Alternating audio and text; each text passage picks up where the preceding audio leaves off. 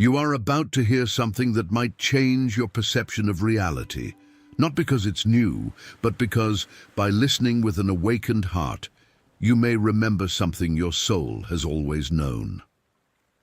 There's a reason certain content seems to disappear from the internet's surface. It's not common censorship, it's because there are words that don't just inform, they awaken. There are ideas that, when understood, dissolve the foundations of the old identity. And this is one of those cases. You are not here by accident. Even if you clicked on this video without knowing why, a part of you drew you to it. The part that is tired of the illusion of being separate from power, abundance, and peace. The part that no longer wants to seek outside what can only be found within. This isn't magic, it's about spiritual memory. It's about recognizing that you have always been what you're trying to become. This video won't give you a formula, it will give you back the key. The key that has always been in your hands, but which you surrendered to the world, to the opinions of others, to inherited fears, to past failures. The key to conscious creation.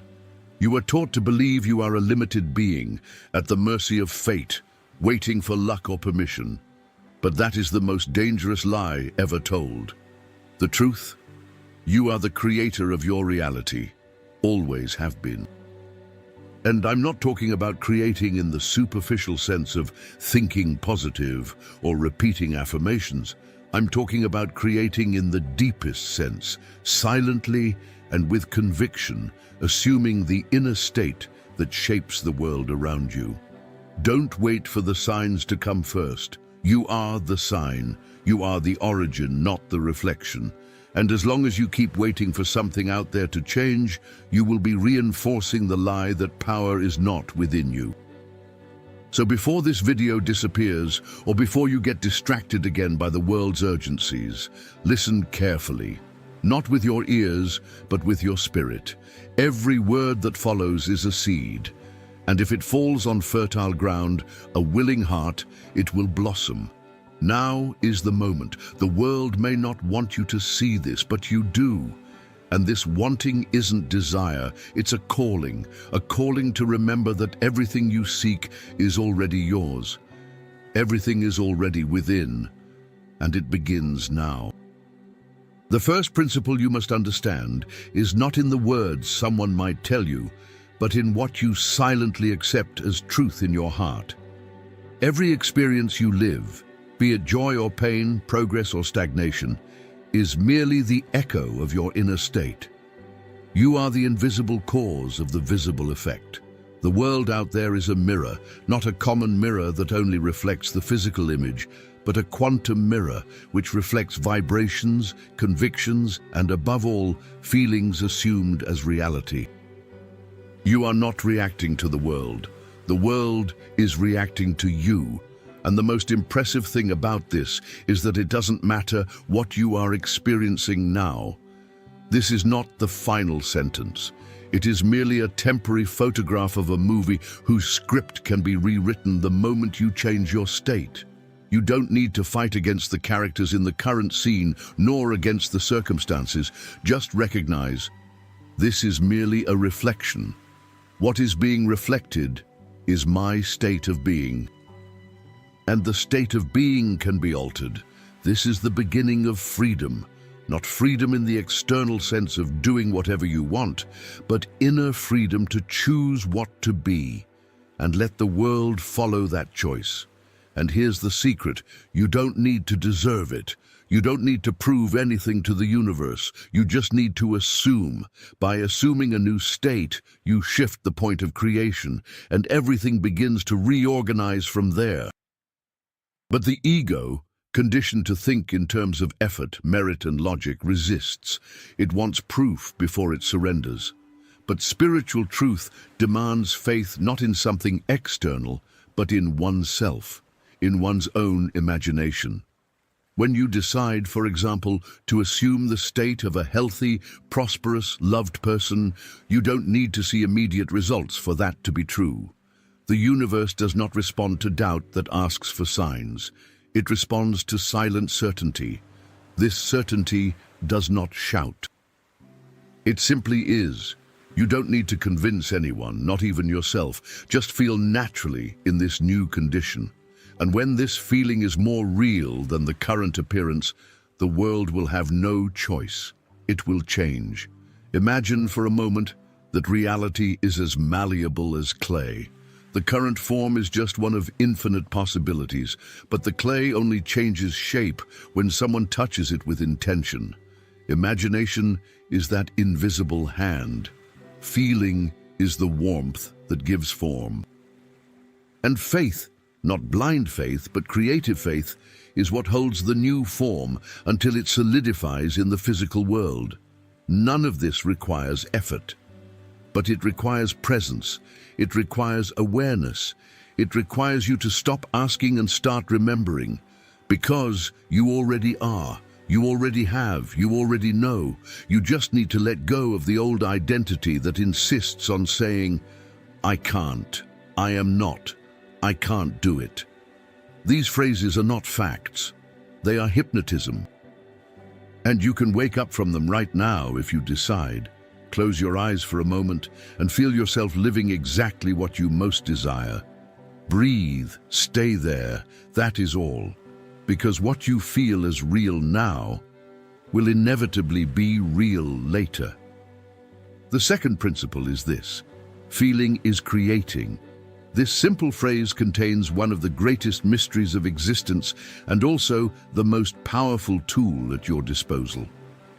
You were taught to believe that emotions are reactions to what happens. But in a deeper reality, emotions are silent instructions that shape what will happen. When you feel something with intensity and continuity, you are not just emoting, you are instructing reality to reorganize itself according to that state. You see, feeling is the language of creation. It doesn't matter what you say with words. If inwardly you vibrate doubt, fear, scarcity, or guilt, the universe doesn't listen to what you want. It listens to what you are. And what you are is defined not by your titles, not by your external actions, but by what you feel to be true in the silence of your consciousness. You can repeat, I am rich 1,000 times, but if in saying it, you feel anxiety, lack, or frustration because you see no signs, then what is being sent to the creative field is precisely the opposite. It's not the affirmation that creates, it's the feeling that accompanies the affirmation. It's not the isolated thought that manifests, but the state of being behind the thought. Therefore, before trying to imagine scenes, declare phrases, or visualize results, stop, be silent, and ask yourself honestly, how am I feeling right now? Because this feeling is the seed you are planting, and life, obedient as the earth, can only return what you plant. If you plant worry, it returns obstacles. If you plant gratitude, it returns flow. If you plant confidence, it returns bridges. And if you plant the intimate sensation that you already are, already have, already live, then the world bows to this new reality. But how can you feel what hasn't happened yet? This is the question the ego always asks. And that's why the ego never creates with freedom. It waits for the world's permission to feel good, but the conscious creator reverses the equation. They feel good before the world allows it. They feel loved before being loved. They feel prosperous before receiving. They feel free before seeing the way out. And it is this feeling, sustained amidst the old appearance, that lifts the veil and reveals the new scene. It's not about pretending. It's about rehearsing a new frequency until it becomes your natural state. Like the musician who repeats chords until their fingers know them automatically. You don't force the feeling, you invite it, you embody it. And by doing so, you're no longer trying to change the world. You're becoming someone for whom that world is already a reality. And here's the greater secret. When the feeling becomes real within you, the world becomes powerless to contradict it. It merely responds, as the echo responds to the voice that calls it, and then you no longer need to look for signs. You are the sign. The third principle is this: imagination is the true temple of God. Not one built by human hands, of stone or gold, but the sacred space that exists within you, silent, invisible, and infinitely creative. It is there that everything begins. Before any manifestation appears on the physical plane, it was dreamed, felt, accepted, or feared within the imagination. And yet most people walk through the world without even realizing they carry within them the portal of creation. When you imagine, you are not just fantasizing. You are shaping invisible substance. You are tracing paths that life will follow. Imagination is the paintbrush, and feeling is the paint. Every image you hold, every scene you repeat with true emotion is being imprinted in the depths of your being. And these depths, my friend, are fertile. They do not question, they merely obey. But there is a crucial detail. Imagining is not watching something from outside, like watching a movie. Imagining is immersing yourself in the scene as the main character. It is feeling yourself within the experience, seeing through the eyes of one who already possesses, already lives, already is. It is a kind of silent conviction that needs no approval or logic. It is like a divine whisper saying, "This is real because I decided it is." And when this conviction is firm, the physical world begins, effortlessly, to move. You can choose to imagine every morning before leaving home. You can close your eyes and see yourself arriving where you wish, being as you wish, living what you wish. You can imagine the moment you lie down to sleep, offering your subconscious not the residues of the day, but a clear vision of what you want to experience. You can imagine during the day, in the intervals of daily life, when you are in silence or even walking, because imagination does not depend on environment, only on decision. And by doing so, you begin to transform your mind into an altar, no longer a battlefield of repetitive thoughts, but a space consecrated to conscious creation. The imaginative mind does not flee from reality, it precedes it, and what it anticipates with faith, the world confirms with form. But beware, it is not enough to imagine once and forget. Persistence is the language of the invisible. What is repeated with feeling takes root. Therefore, when something in your life seems contrary to what you desire, do not retreat. Go back to the temple, reimagine, reaffirm. Be reborn internally as many times as necessary, until it is no longer an effort, but your natural state of being. And then, without warning, reality changes. Not because you forced it, but because you preceded it with intention. And by preceding, you anticipated the world. And whoever anticipates the world governs the world, in silence, without control, only with faith and vision. This is the sanctity of imagination. It is the only place where you find God, because it is God in action, within you. The fourth principle reveals something many do not comprehend. Doubt is the guardian of the threshold. Whenever you approach a real change, one that is not superficial, but structural, one that requires you to leave behind your old identity, doubt arises. And not because you are wrong, but because you are about to cross a portal. Doubt appears as a test, as a final invitation from the old version of yourself, asking, "Are you sure you want to go? Are you sure you can be something beyond what you have been?" This moment is subtle, yet decisive. It's when the mind begins to whisper thoughts like, "This is fantasy. Nothing will change. You've tried before. You're not capable." And many, upon hearing these voices, retreat. They believe these doubts are signs of reality, but in truth they are merely echoes of a dying state of being that does not want to be forgotten. Do not fight against these voices. Look at them as you would look at smoke. They pass. What is real remains. Doubt is not an enemy. It is a messenger. It appears to say, you are leaving known territory. And that is good, because everything you want is beyond the known. You will not find novelty by living from the same thoughts, emotions, and reactions you lived yesterday. To change your reality, you must accept that there will be a void between who you were and who you decided to be. And doubt lives in that void. It only exists there. When you cross, it disappears. So when doubt comes, and it will come, do not try to prove anything to it. Do not engage in combat. Just return to the desired state. Return to the feeling of already having, of already being. Do not debate with fear. Feel the opposite of it. It's like walking across a bridge of fog. You don't need to see every step, you just need to keep going. The next step always reveals itself to a firm foot. It is this walking with silent faith that transforms doubt into a breeze.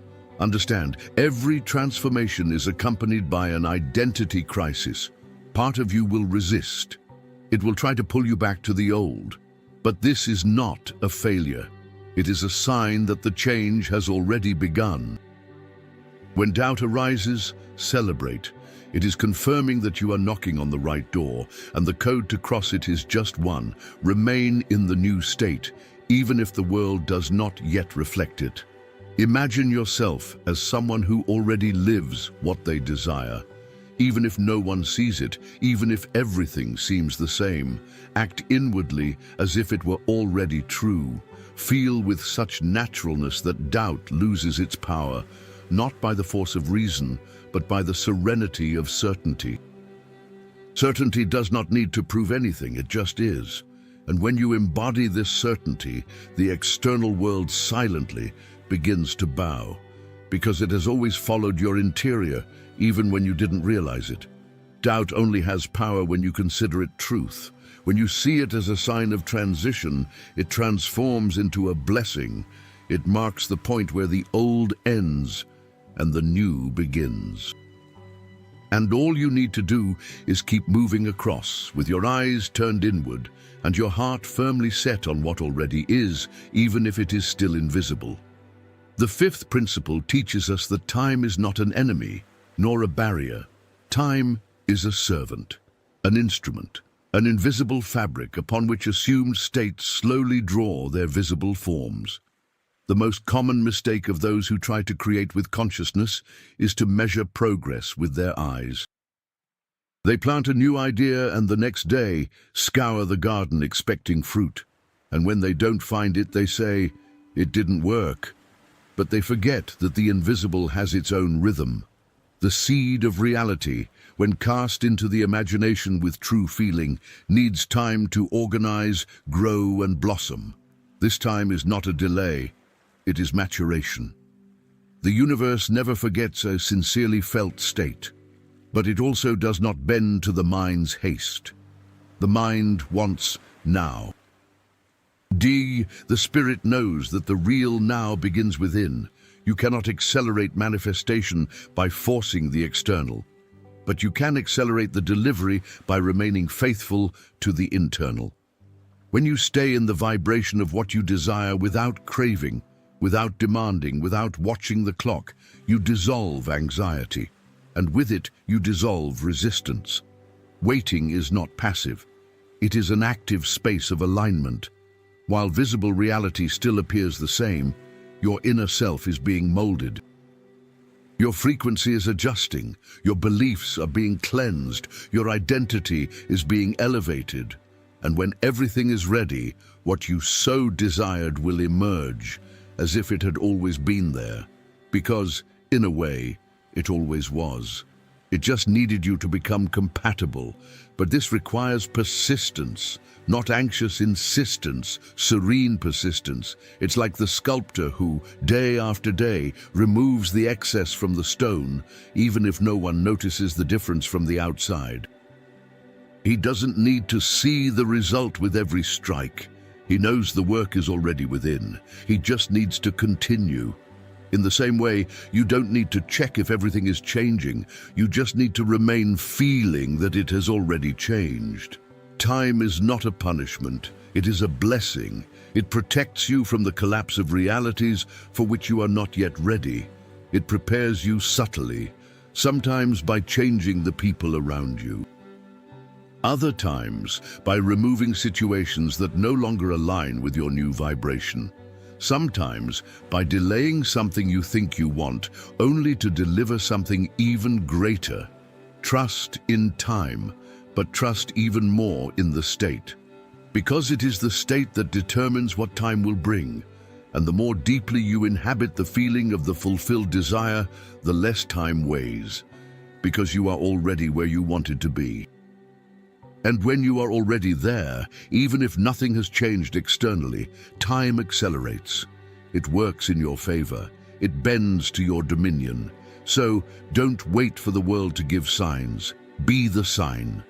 And if nothing seems to happen, persist. Feel stronger, feel deeper, feel until time forgets to exist and only manifestation remains. Because the one who masters the state masters time.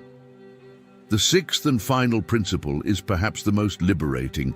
Nothing needs to change externally, only you. This truth, simple as it may seem, is the key that ends all searching, all anxieties, all unnecessary efforts. Most people spend their lives trying to adjust the external scenario, trying to convince people, change circumstances, achieve results. But all of this is like trying to push a reflection in a mirror without touching your face. The world, with all it contains, is merely the stage. And the state of consciousness is the invisible scriptwriter who dictates the lines, the scenes, the outcomes.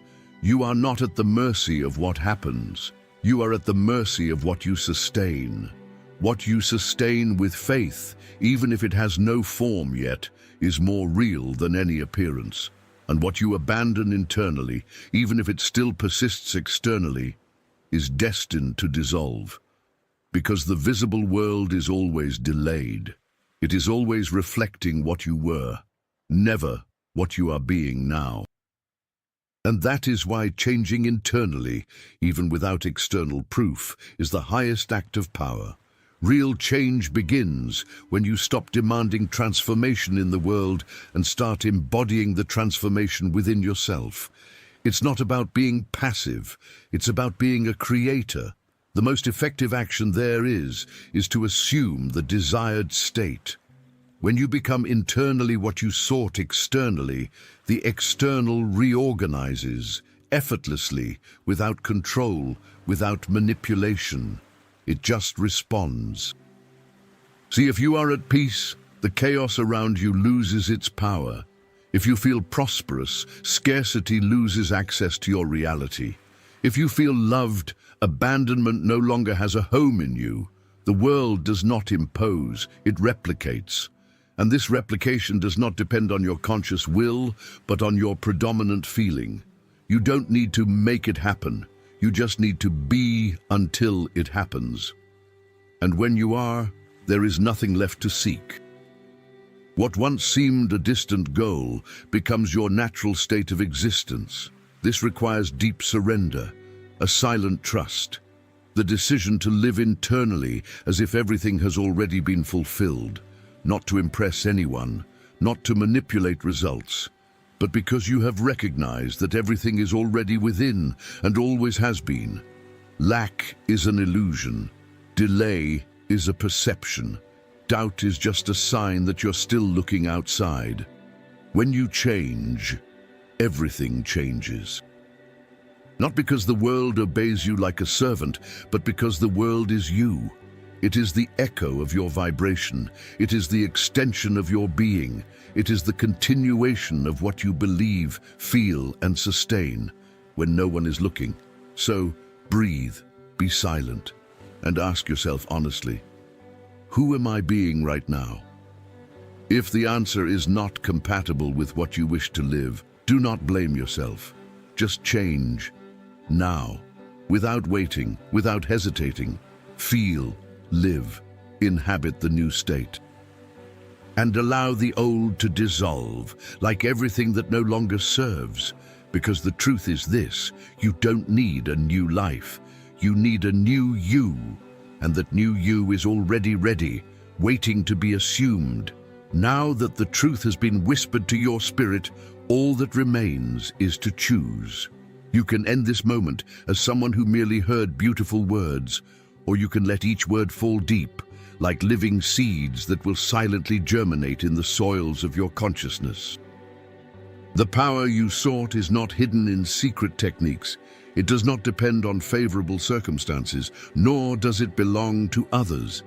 It is, always has been, and always will be within you. You were made in the image of the invisible Creator, and that image is not a body or a name. It is a capacity, the capacity to feel and, by feeling, to shape the world. That is why no one can create for you, and that is why nothing external, in fact, has the power to define your reality. You are the cause, the principle, the center.